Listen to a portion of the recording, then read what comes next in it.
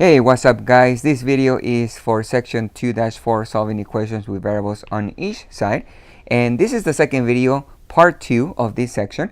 If you guys need to watch part 1, go ahead and go back and look for that video, but this one is when you guys want to solve with fractions in the equation and you guys have to distribute and you have to combine like terms. Now before we actually do some examples, I do want to go over the steps that I like to use when I solve an equation.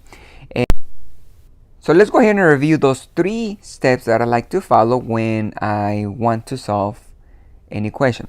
Step number 1, we want to simplify each side of the equation and get out the variables on the same side. What do we have to do? Well, maybe we're going to have to use the distributive property. Maybe we're going to have to combine like terms. Maybe we're going to have to cancel fractions, and maybe we have to get all the variables on the same side. Now for this video, we are going to do all that so you guys know how to simplify each side of the equation.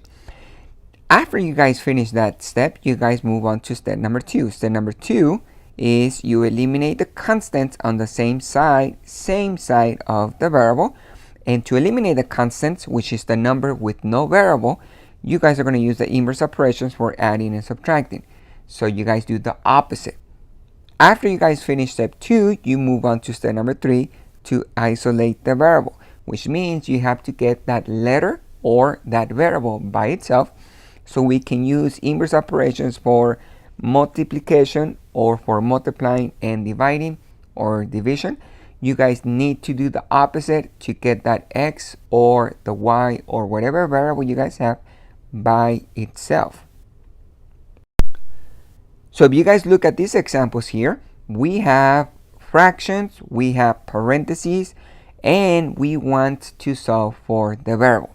So I just want you guys to notice the difference between these equations and how the fractions might look like when you guys want to solve. But let's go ahead and start with the one on the left side here. So notice that we do have a fraction outside of the parentheses. So I am going to distribute this 1/2 to the inside of the parentheses. We're multiplying 1/2 times the quantity of 5 minus 2h. And on the other side, we also have a fraction, but it doesn't have parentheses. We have h over 2. So first, let's go ahead and distribute that 1/2 to the parentheses. So I'm going to multiply all of this times the number inside. Now, if you guys don't remember how to multiply that fraction times the number, well, all you have to do is you multiply the top number, the numerator, times the inside, and you guys keep the denominator. And that's because you can convert this 5 into a fraction. You can put a 1 under the 5, and notice when you multiply the top numbers.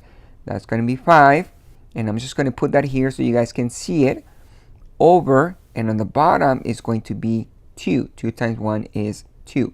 So that's why I say you multiply the top numbers, the numerators, and you guys keep the denominator. 2 times 1 is going to be just itself. Then you guys multiply the next one. So you are going to distribute that 1/2 times the minus 2h. Now remember, we multiplied the numerator times the number inside, or the term in this case, minus 2h. So that's going to be negative minus 2h. One more time, you multiply the 1 times the 2h. So that's going to be 2h. And you guys keep the denominator. So we have over 2. That's how you distribute the fraction into the parentheses. On the other side, you guys will have h over 2. Now, you do have fractions. So the next step is to get rid of the fractions. One thing that you guys notice or might notice is this one here, this fraction. You guys can actually simplify to 1. 2 divided by 2 is 1. But let me give you guys a hint, or let me give you guys a tip, not a hint, a tip. You guys don't have to reduce the fraction because eventually you want to get rid of the fraction. So instead of reducing the fraction, notice that all the denominators are the same. So that means that to cancel the fractions, you can multiply by that denominator. They're all the same number, so you multiply by 2. So I'm going to multiply this fraction by 2. this fraction by 2 and this one by 2. Now remember that when you multiply fractions, you can also cross simplify.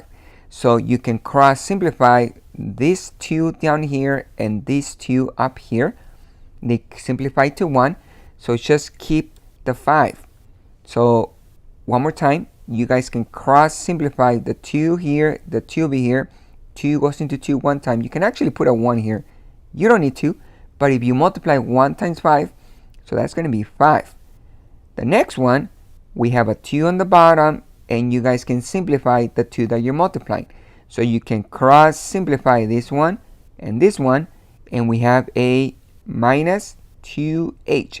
Remember that you have to check the signs. We do have a minus here, and these two simplify to 1. They cross out, so you guys keep the 2h. On the other side, we have equals here. You guys can cross simplify this one and this one here. So all we have left is the h. Well, guess what, guys? We don't have any more fractions.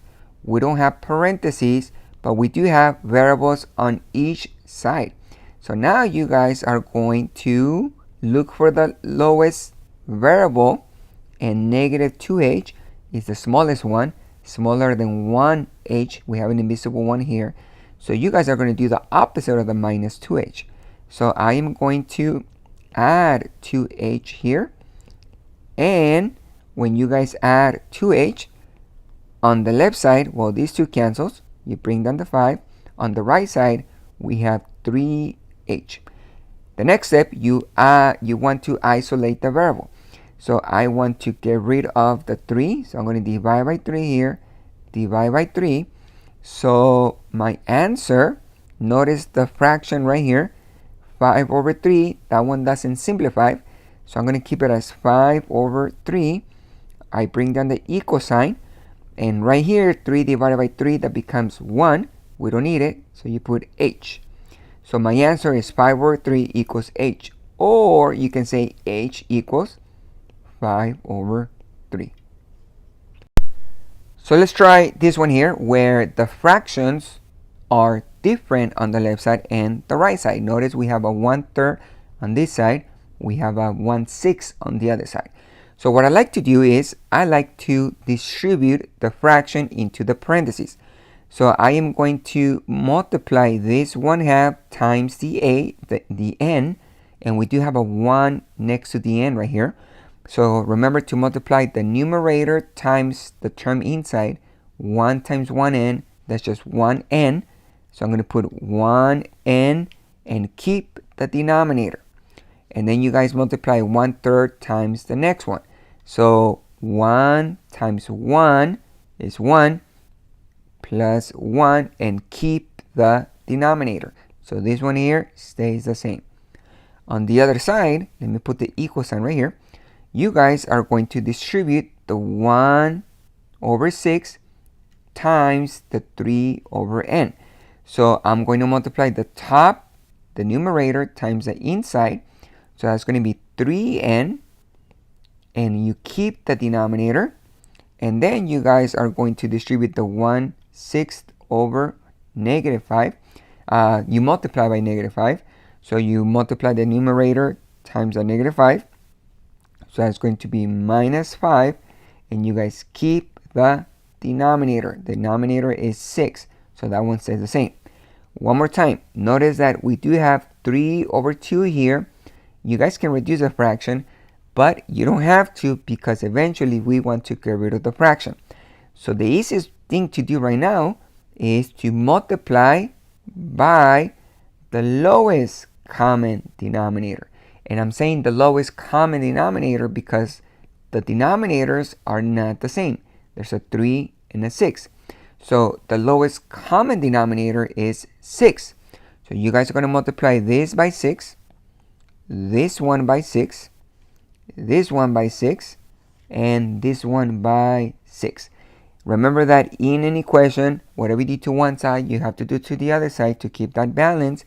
And to get rid of the fractions, just multiply by the denominator, or if you guys have different denominators, multiply by the lowest common denominator. And I'm going to write that down So you guys remember that we are multiplying by the LCD, the lowest common denominator, which is 6.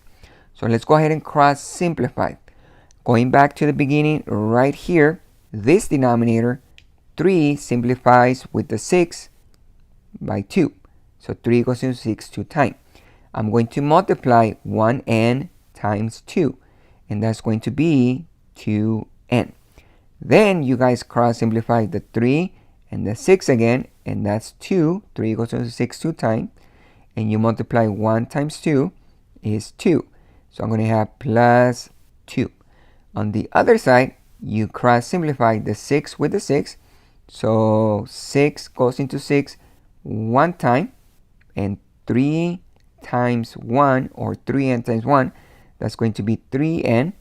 And the next one, 6 simplifies with the 6 one time, and 5 times 1 is 5. But we do have a minus. There's the minus here, so you bring down the minus. 5 times 1 is 5. We don't have more fractions.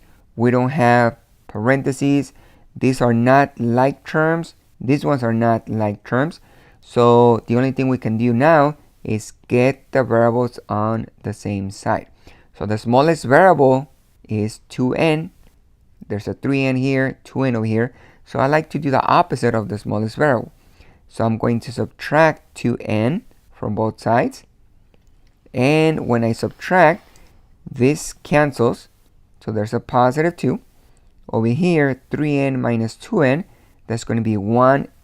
I don't need that 1 next to the n. And then you guys bring down the minus 5.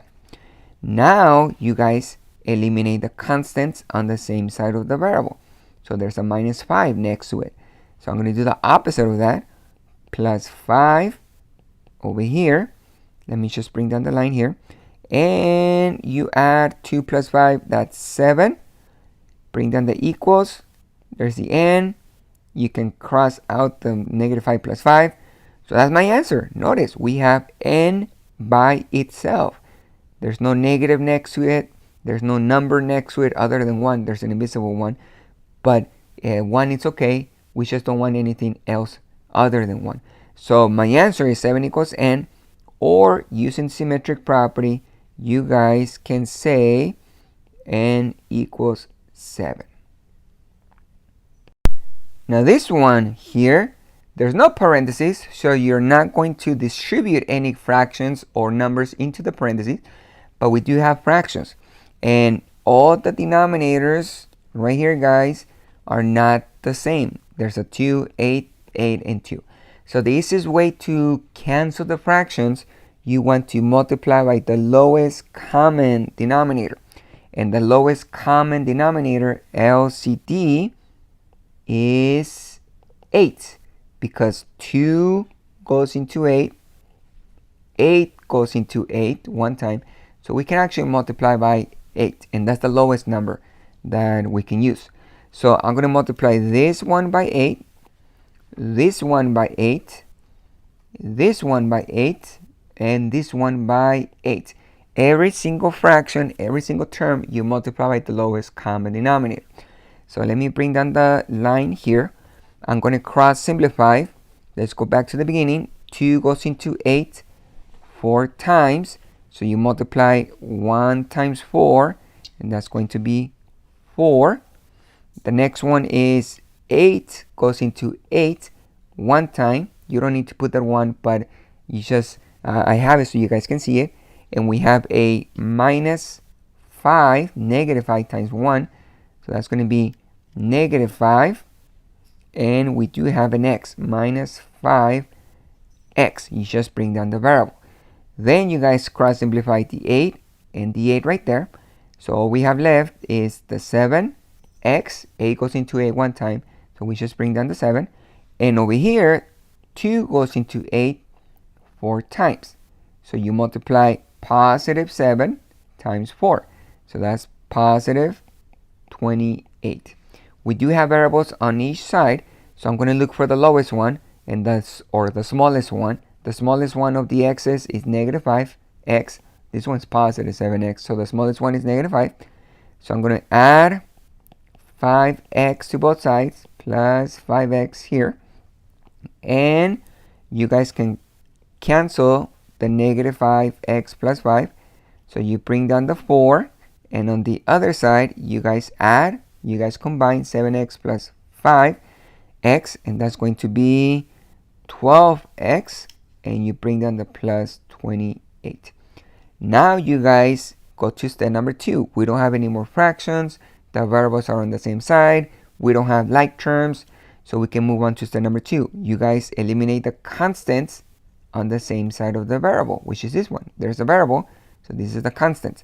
So I am going to do the opposite, minus 28, and you guys on the other side subtract 28, so we get negative 24 on the left side, and on the right side we get a 12x. So now you guys are going to isolate, this is the number 3, isolate the variable. So I am going to divide by 12, and when you guys divide by 12, we get negative 2 on the left side equals, and this one turns into 1, we don't need it, x. Or you guys can say x equals negative 2. Now remember that the variable doesn't matter where you guys have it. You guys can have the variable on the right side of the line or the equal sign. You guys can have an x on the left side. Just as long as you guys have an x on one side, and then you start solving using the steps, you guys are going to get the same answer. Just make sure you guys check your signs and always follow the steps to solve. Now, one of the things that can happen when you solve an equation is the variables cancel. So you guys don't have any more variables. When that happens, we say those are special cases. So let me explain what the special cases are. There's 2 special cases that you need to understand. Number 1 is called the identity. An identity is an equation, so we have an equal sign, that is true for all values of the variable. An equation that is an identity, so it is true for all values, has infinitely many solutions, or you can also say all real numbers. Now let me show you guys what that means. Imagine that you guys are solving an equation, the variables cancel, so there's no more x, there's no more y, the m became 0, the variables cancel, and you have an equation. So let's say we have equals here, and there's a negative 3 on the left side, and there's a negative 3 on the right side. Well, that equation is saying that this number is equal to this number. And that's true. Negative 3 is the same as negative 3. So this one is a true statement. That's what we say. The equation is a true statement. So when that happens, guys, your answer will be either infinitely many solutions, you can write that down, or you need to write down all real numbers. Now we do have a symbol that we can use for all real numbers, which looks like an R. But when you guys see that R, that means that the variables cancel, but the equation, the statement is true. So I'm just going to put that here, the R, because this equation that I show you guys, negative 3 equals negative 3, well, that's true. So we can say all real numbers is my answer. Now, another case that you might have is when the equations are always false. So that means that the equal sign, the equation, the statement will be false. And these equations have no solution. So let me show you guys an example of that. So let's say you guys have an equal sign, the variables cancel, and you guys have a 2 equals negative 3. Now that's false, because the two numbers, the 2 is not the same as negative 3. They're not the same value. They're not the same number. So when that happens, you guys are going to write no solution, or we have a symbol that we can use, which is a circle with a line going through it. That circle, this one here, means no solution. So we don't have an answer. When the statement is false, we do not have a value of the variable. There's no solution. When the statement is true, all real numbers, what that means is any number actually works for the variable. So any number that you can think of is the answer for that variable. And it might be an x, it might be a y, it might be a p. But any variable that you guys use, all real number means that every number is an answer. And those are the special cases that you guys need to be aware. So let's go ahead and look at two examples and identify which special case it is. Now, just looking by the equations, you guys don't really know which one is a no solution or a many solutions, or you can say all real numbers answer.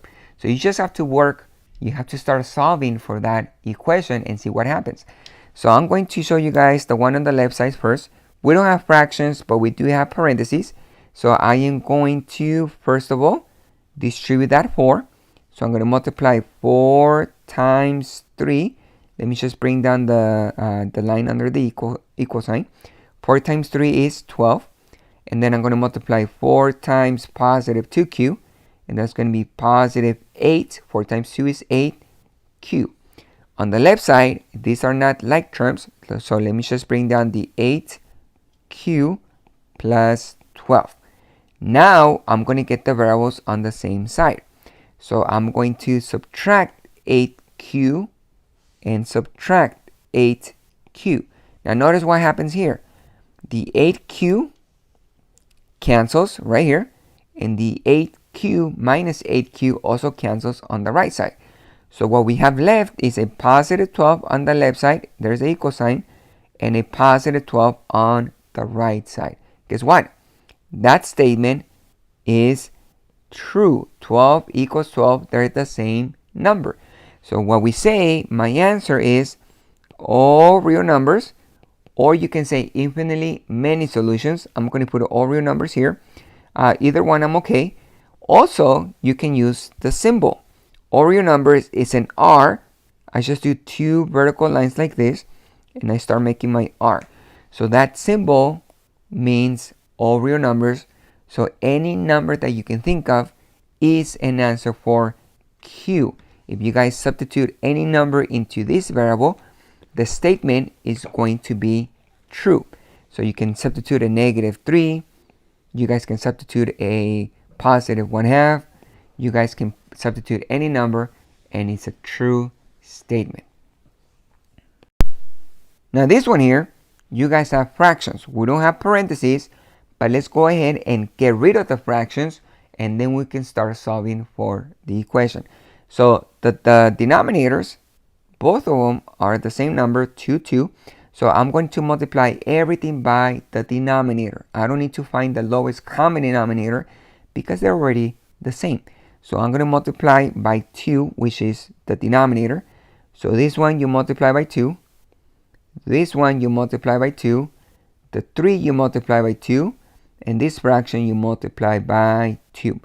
Let's go ahead and cross simplify. 2 goes into 2 one time. So we just bring the 5. 1 times 5 is 5. There's a 5x. You guys multiply negative. There's a minus x times 2. Remember that x has an invisible 1. So we are going to multiply negative 1 times 2. That's negative 2x. Here's the line under the equal sign. On the other side, I'm going to multiply 3 times 2. So that's going to be 6. And the next one, you guys cross simplify. 2 goes into 2 one time. So you just bring down the 3 plus 3 with the x. No more fractions. We do have variables on each side. So let's go ahead and get the variables on one side. Something else I noticed is that we also have like terms on this side.